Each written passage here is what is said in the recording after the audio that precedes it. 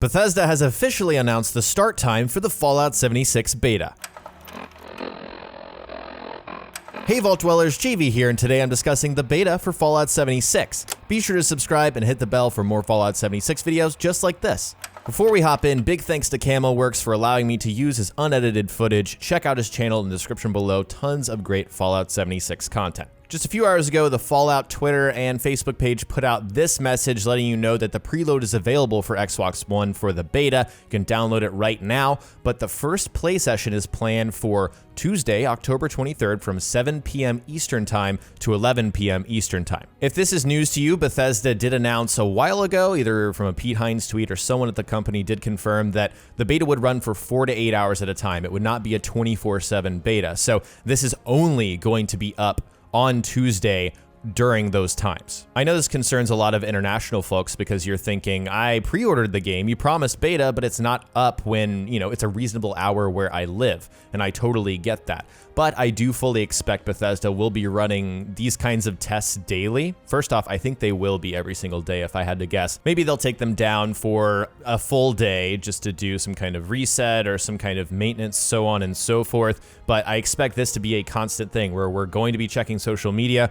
we're going to figure out this is when the beta's up, and then we're only going to be able to play during a certain time frame. Now, I know a lot of you are wondering, how do you download the beta? It's available for preload. They did give you that link, but you can also just go to the store, look up Fallout, and you'll find Fallout 76 beta. It'll absolutely be there. And then if you've already got this digitally, then you're good to go. You should be able, this should say install. I've already installed it, so that's why you see that on my screen. But if you pre-ordered it digitally, you're going to have to go to the Bethesda website and then redeem a code that you were sent via email. I believe those are either being sent out right now or they've already been sent out. So you need to go to the email associated with that account, and then you'll be able to go ahead and download the beta here. Just to give you guys an idea, that want to know like how big is this thing? How long is this going to take me to download? Mine is 45.4 gigabytes. So depending on your internet speed, where you live in the world, this is either going to be a pain in the ass or, it's going to be easy to deal with, but you should probably go ahead and preload now.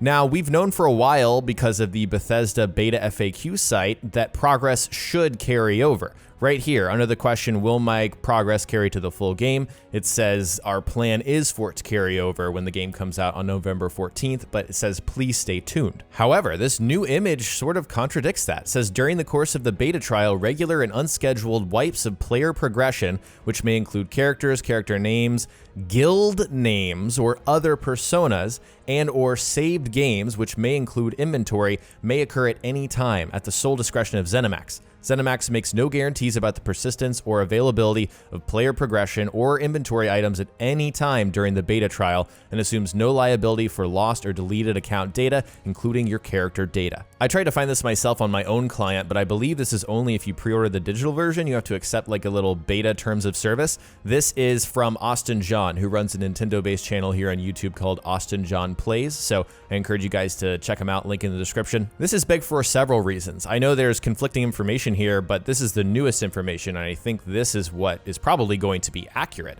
We're going to have wipes of our players. Regular and unscheduled wipes. We are not going to be in control of that. So you could play for a 4-hour play session, then come back tomorrow during the next play session, and your character's gone. I know some people are going to take that harshly. They really don't want that to happen. They want to be able to keep their progression. I was one of those people that really wanted that. But now that I think about it, this makes more sense. I mean, if it is a beta, if they are doing some server-based testing, and that's what the purpose of this is, then Bethesda really should have free reign to do whatever they need to do to get the game fully ready for November 14th. We should expect any and or all of these things to happen. Regular wipes, unscheduled wipes, characters gone, character names gone, and guild names? Are there guilds in this game? I mean, this is something we know nothing about. So the only little tidbit in terms of clans or guilds or factions that we've known about is we're talking about that at a later time. I believe Pete said that, Todd said that, someone at Bethesda has said we're not ready to talk about that specific subject.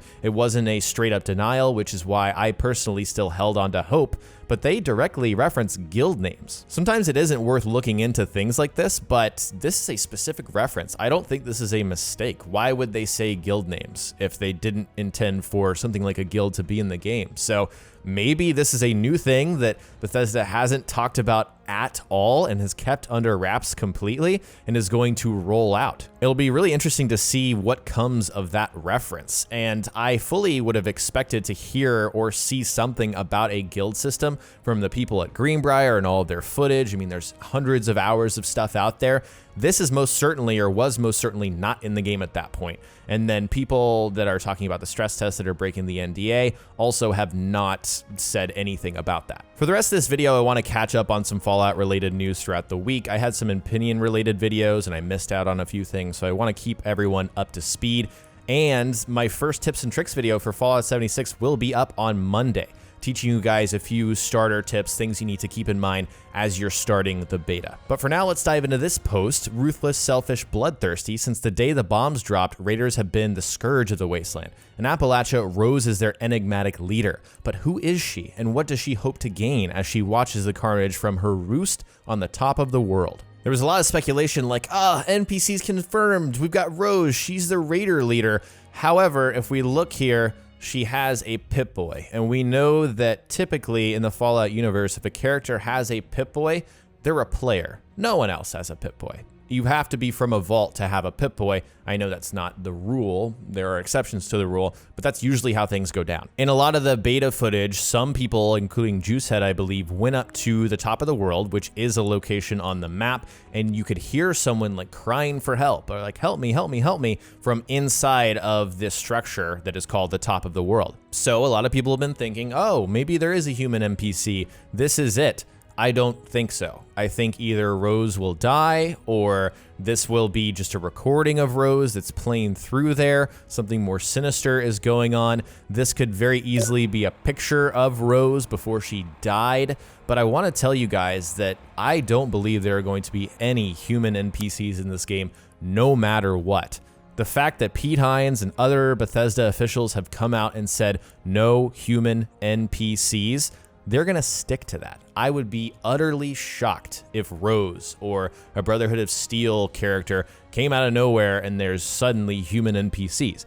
I do not see it happening. I see this as a little story piece where Bethesda is saying, look, this was Rose. She was a character. She led the raiders. You're going to learn more about Rose, but you're not going to meet Rose. If I were you, I would just not get my hopes up on that happening. One more thing I wanted to address is stress tests. So many people have been wondering, when are the PS4 and PC stress tests? First off, I think because of the beta starting soon, I don't foresee any more Xbox One stress tests. I don't think it's going to happen. Anytime someone asks Pete Hines on Twitter about stress tests, he just links the start of the beta, or he links the beta starting in whatever days, you know, those social media posts that the Fallout account has been making. I think we all know Sony's position on doing things like stress tests. They really don't do them. I'm kind of surprised that they're allowing Bethesda to do the beta, taking a server up and down and so on and so forth. That's going to happen on the 30th, but will there be stress tests for PS4 and PC before then? I think maybe. I think there's a remote chance. I think it's something that maybe Bethesda doesn't even know. Maybe they'll decide, okay, we really need to do one, and it'll happen between now and the 30th, but that's not guaranteed. And if you're expecting one, you might get disappointed. In the comment section, tell me what you think about progression wipes. Good, bad, share your thoughts below. If you enjoyed the video, remember to subscribe and hit the bell for more Fallout 76 content, like my last video where we discuss private servers. Thanks so much for watching, and I'll talk to you next time.